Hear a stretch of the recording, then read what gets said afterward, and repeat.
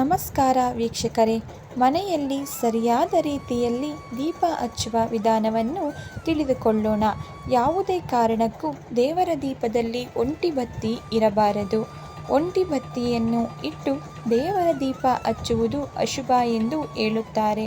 ಪ್ರತಿ ಸಲ ದೇವರ ದೀಪ ಹಚ್ಚಲು 2 ಬತ್ತಿಯನ್ನು ಬಳಸಬೇಕು. ಯಾವುದೇ ಕಾರಣಕ್ಕೂ ಒಂಟಿ ಬತ್ತಿಯನ್ನು ಇಟ್ಟು ದೇವರ ದೀಪ ಹಚ್ಚಬಾರದು. ಜೊತೆಗೆ ಕಪ್ಪು ಬಣ್ಣದ ಬತ್ತಿಯನ್ನು ಯಾವುದೇ ಕಾರಣಕ್ಕೂ ಬಳಸಲೇಬಾರದು. ದೇವರ ದೀಪ ಹಚ್ಚಿದ ನಂತರ ಸಾಧಾರಣವಾಗಿ ಬಾಯಿಯಿಂದ ಊದಿ ಆರಿಸುತ್ತಾರೆ.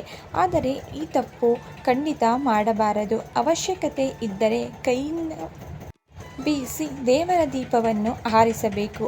ಇದನ್ನು ನೆನಪಿಟ್ಟುಕೊಳ್ಳಿ.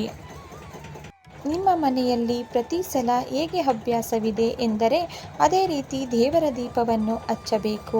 ಅಂದರೆ ಬೆಳಿಗ್ಗೆ ದೇವರ ದೀಪ ಹಚ್ಚುತ್ತಿದ್ದರೆ ಬೆಳಿಗ್ಗೆ ಹಚ್ಚಬೇಕು. ಒಂದು ದಿನ ಹಚ್ಚುವುದು ಮತ್ತೊಂದು ದಿನ ಬಿಡುವುದು ಮಾಡಬಾರದು. ಬರೀ ಸಾಯಂಕಾಲ ಮಾತ್ರ ದೇವರ ದೀಪ ಹಚ್ಚುತ್ತಿದ್ದರೆ ಅದನ್ನು ಅನುಸರಿಸಬೇಕು. ಇಲ್ಲದಿದ್ದರೆ ಮನೆಗೆ ಒಳ್ಳೆಯದಲ್ಲ ಎಂದು ಹೇಳುತ್ತಾರೆ. ಸ್ನೇಹಿತರೆ, ಕೇಳಿದ್ದಕ್ಕಾಗಿ ಧನ್ಯವಾದಗಳು.